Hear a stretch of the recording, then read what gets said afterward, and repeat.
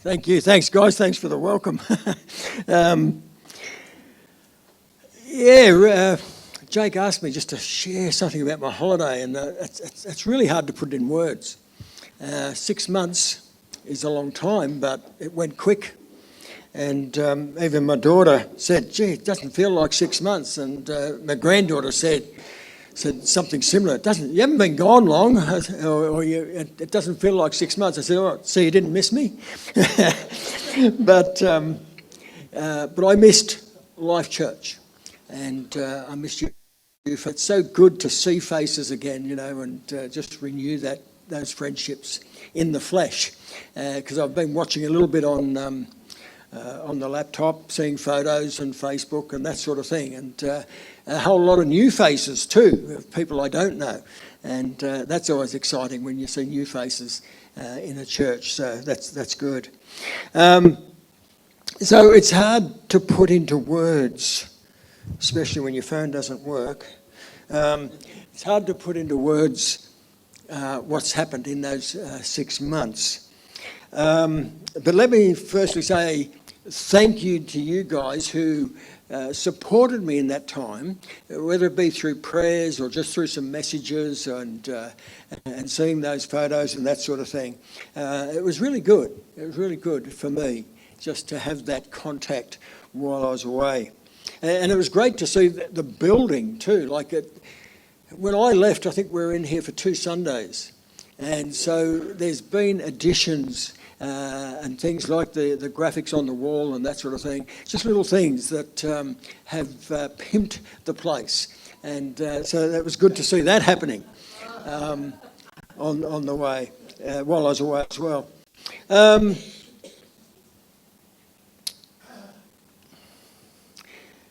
So what was the Lord doing with me in Scotland? To start with, I do need to say Scotland is a beautiful place.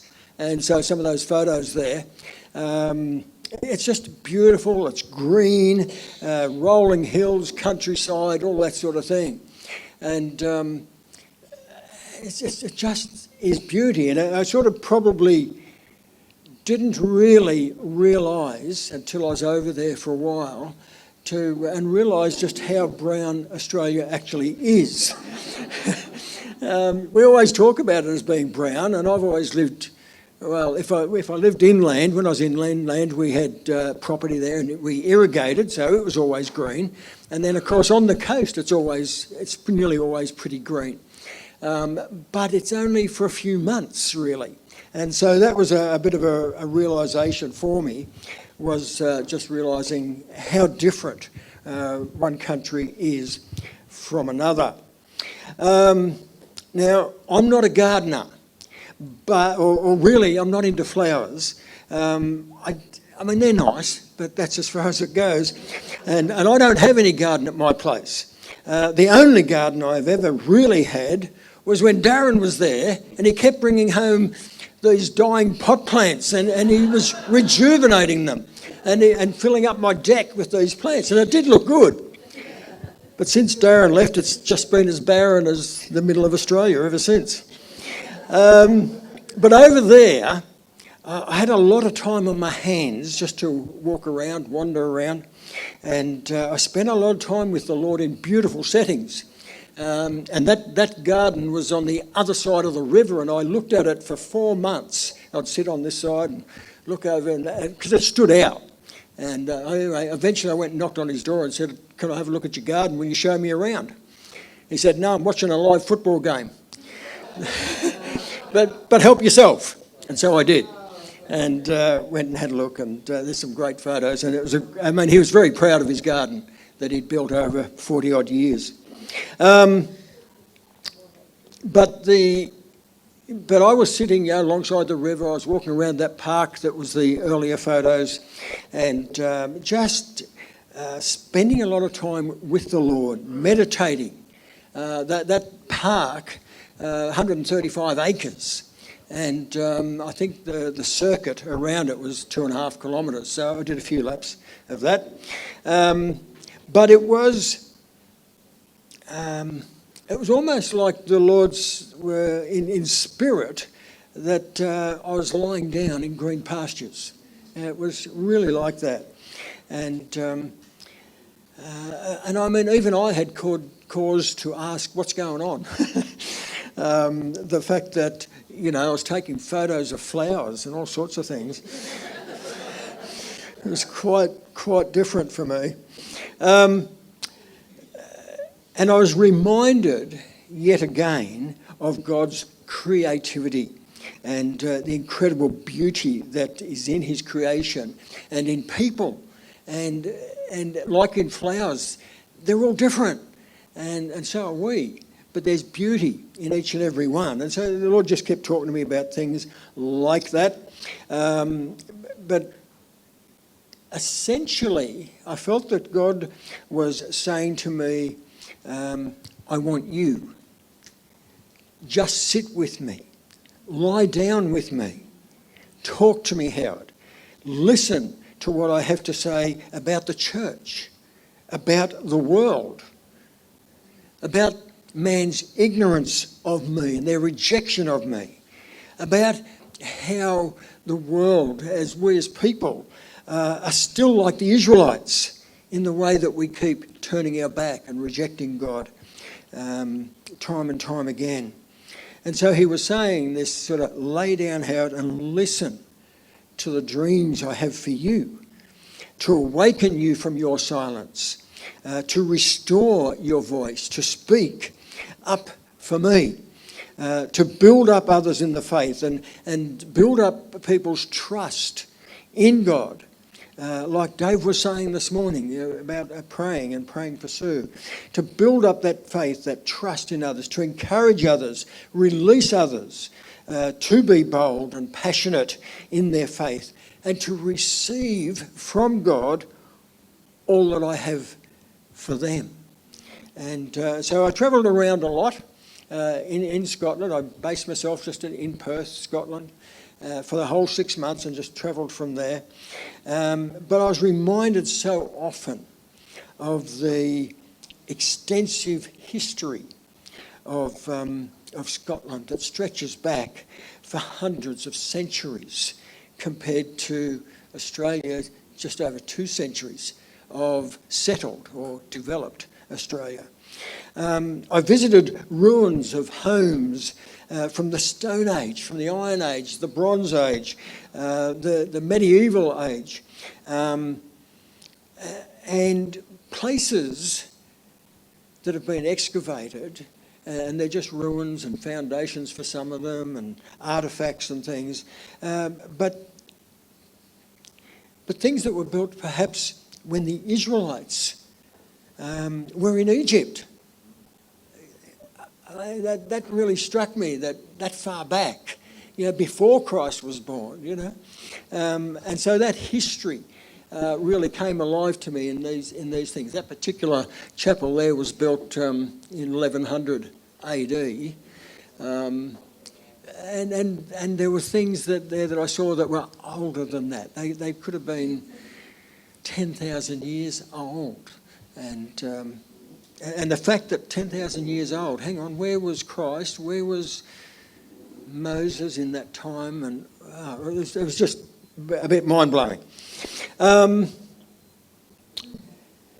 I joined a church over there and was made to feel very welcome in a church there with great teaching, people of great faith.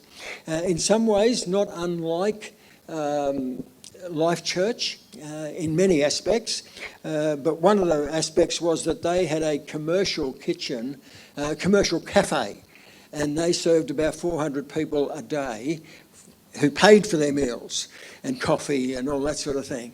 But it was a ministry. The people on staff were all people from the church, and who just sat and talked with people and as they served them and ministered to them and that sort of thing. So it was brilliant. Sunday started with a prayer meeting at about 9:30 in the morning, and then it went from that at 10 o'clock to about a 2.5 hour service. But it never felt like 2.5 hours. The teaching was brilliant. I don't know how long Alexa's going today, but I'm used to someone going for at least an hour. But it was brilliant. The singing was for about an hour. And just to let the singers know, there was no breaks in the songs. They just went from one to another. It was quite unbelievable to me to know how someone could just keep singing without having a breather for an hour. It was incredible. But it was good. It was good worship. So I enjoyed it. And then Friday nights, they had a Bible study, or Bible teaching, perhaps is a better word, for about a half hour of singing again, and then an hour and a half of teaching, very solid teaching. So what I experienced in Scotland was, for me, essentially a sabbatical. I didn't plan it that way, but God provided it. And I think I remember saying to you guys before I left that, I'm going on a holiday, but God's got something for me, I just don't know what it is. And it was very much this time that I had to spend with him, as a sabbatical. Now, for those of you who don't know, sabbatical is a period during which an employee, I'm not an employee, but I am for God, I guess, can take time away from work to study or travel. A spiritual sabbatical is about removing the busyness of life and standing still in the Lord. It means taking activities out of your lives that have us running around in and out of homes, etc., in and out of work. Time out from busyness of even the Lord's service to spending more time with the Lord. And so essentially it was like that, because I didn't have any responsibilities over there other than to look after myself and just spend time with the Lord and wander around and explore and sightsee and talk to the Lord a bit more, and then talk to the Lord a bit more, and talk to the Lord a bit more. And so it went on. And so I was able to spend a lot of time in the Word, a lot of time listening to worship and music and that sort of thing, and just sitting in parks, sitting in gardens, simply contemplating history, worshipping the Lord, and just listening to him for much of the time. I'm just so grateful to the Lord for this experience, for this time with him. And then the luxury that I had of seeing my stepdaughter for 6 months as well, because she lives over there. So that was the sleep out. That was my digs for the sleep out, guys. So I know you didn't have good weather here in the end, but I had really good weather in my little hut there. But it's only dark. It only got dark just after 10 o'clock.